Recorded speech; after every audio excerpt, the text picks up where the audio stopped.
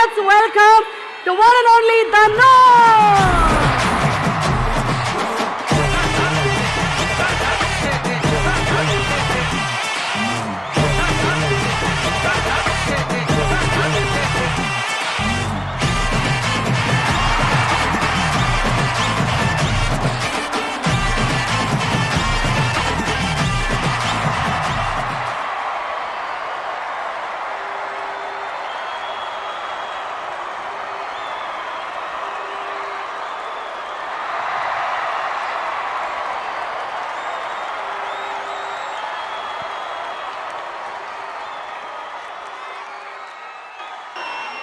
ஓம் நம சிவாய.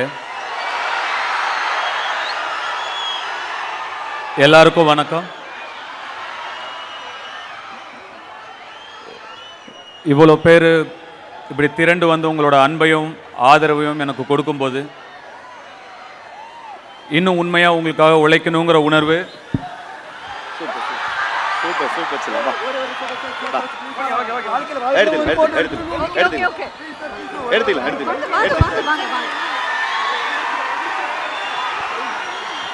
போன் எங்கடா?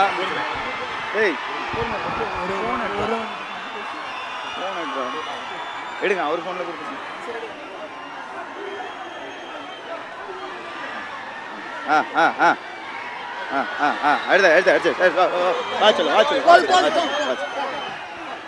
சாரிண்ணா, என்ன சொல்லிட்டு இருந்தேன்னு மறந்துட்டேன்.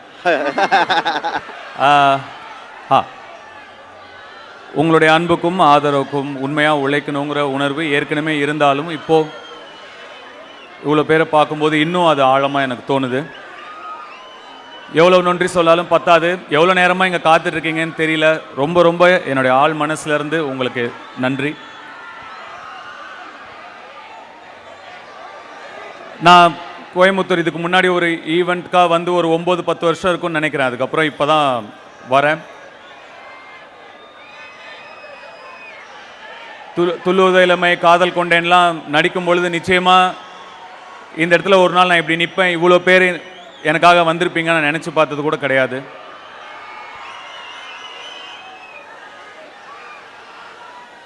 ரொம்ப நெகிழ்வாக இருக்குது. ட்ரெய்லர் பிடிச்சதா உங்களுக்கெல்லாம்? ஒரு படம் நடிக்கும்போது உங்களுக்கு பிடிக்கணும் அப்படிங்கிற நினைப்பில் மட்டுமே ஒரு மொத்த யூனிட்டுமே இயங்கும். ஒரு படம் இயக்கும்போது அந்த உணர்வு இன்னும் ஒரு 100 மடங்கு அதிகமாக இருக்கும். அந்த ரெஸ்பான்சிபிலிட்டி இன்னும் 100 மடங்கு அதிகமாக இருக்கும். எப்படியாவது உங்களுக்கு வந்து சேரணும், உங்களுக்கு அதெல்லாம் பிடிக்கணுங்கிற ஒரு எண்ணத்தை தவிர வேறு எந்த எண்ணமுமே கிடையாது.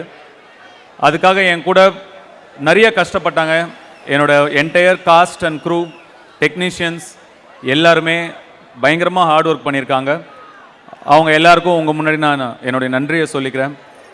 என்னுடைய சீனியர் ஆக்டர்ஸ் அவங்க Sathyaraj sir, Parthiban sir, Rajkiran sir, Samuthirakani sir, இவங்கெல்லாம் சீனியர்ஸாக இருந்தபோது கூட என்னோட விஷனை புரிஞ்சுக்கிட்டு, சார் இது இப்படி வேணும் அப்படி வேணும்னு சத்யராஜ் சொன்ன மாதிரி கொஞ்சம் நான் மைக்ரோ மேனேஜ் பண்ணுவேன் தான். அப்படி சொல்லும்போது கூட கொஞ்சம் கூட அவங்கள யாருமே முகம் சொல்லிக்காமல் அதை புரிஞ்சுக்கிட்டு எனக்காக நடித்து கொடுத்தாங்க. அதுக்கு ரொம்ப கடமைப்பட்டிருக்கேன் சார். ரொம்ப நன்றி பார்த்திபன் சார், ரொம்ப நன்றி சத்யராஜ் சார், ரொம்ப நன்றி. இன்னும் நிறைய பேர் இந்த படத்துக்காக நிறைய உழைச்சிருக்காங்க. அவங்களுக்கு எல்லாம் என்னுடைய நன்றி. அது என்னன்னு தெரியல, நான் வந்து சமைக்கணும்னு தான் எனக்கு ஆசை, ஷெஃப் ஆகணும் தான் எனக்கு ஆசை. அந்த ஆசை இருந்ததுனாலையோ என்னவோ தொடர்ந்து நமக்கு சமைக்கிற மாதிரியே படங்கள் அமைஞ்சிக்கிட்டே இருக்கு.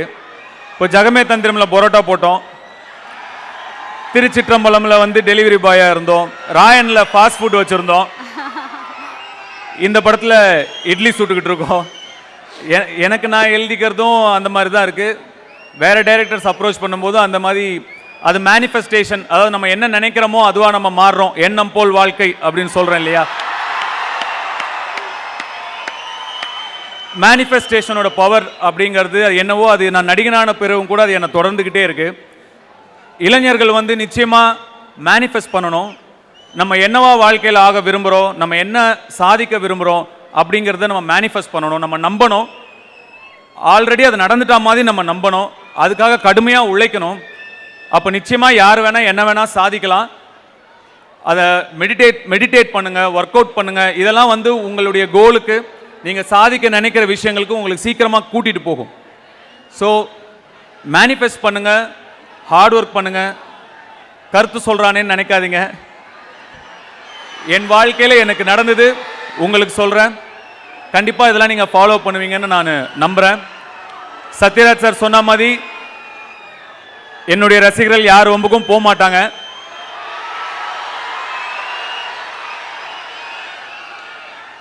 அதில் எனக்கு பெரிய கர்வமும் பெரிய சந்தோஷமும் இருக்கு. இந்த இட்லி கடை ரொம்ப ஒரு சிம்பிளான படம், ஒரு ஹம்பிளான படம், ஒரு சாதாரண படம்.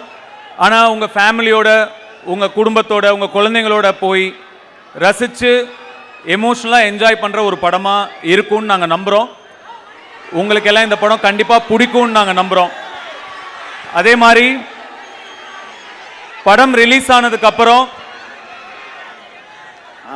9 மணிக்கு படம்னா 8 மணிக்கே ஒரு சில ரிவ்யூலாம் வரும். அதெல்லாம் நம்பாதீங்க. 9 மணிக்கு படம் ரிலீஸ் ஆனால் 12:30 மணிக்கு தான் படம் எப்படி இருக்குன்னே தெரியும். அதுக்கு முன்னாடியே நிறையா விமர்சனங்கள் வரும். அதெல்லாம் நீங்கள் நம்பாதீங்க. நீங்கள் படம் பார்த்து முடிவு பண்ணுங்கள், இல்லை உங்கள் நண்பர்கள் பார்த்துருப்பாங்க, அவங்க என்ன சொல்கிறாங்கன்னு கேட்டு படம் பார்க்குறதா இல்லையான்னு முடிவு பண்ணுங்கள். சினிமாவுக்கு அது இன்னைக்கு ரொம்ப தேவை. சினிமா ஆரோக்கியமாக இருக்கணும், நிறைய படங்கள் நல்லபடியாக ஓடணும், எல்லார் படமும் ஓடணும், எல்லா தயாரிப்பாளர்களும் நல்லா இருக்கணும். சினிமாவை நம்பி சினிமா மட்டும் இல்லை, இன்னும் நிறைய பேர் இருக்காங்க, நிறைய தொழில் சினிமாவை நம்பி நடக்குது. அதனால எல்லா படங்களும் ஓடுறது ரொம்ப முக்கியம். அது உங்கள் கையில் தான் இருக்குது. அதனால சரியான விமர்சனங்களை பார்த்து நீங்கள் முடிவு பண்ணுங்க படம் எப்படி இருக்குன்னு. அப்படிங்கிறது என்னுடைய ரெக்வஸ்ட். வட சென்னை வருது கண்ணா அடுத்த வருஷம்.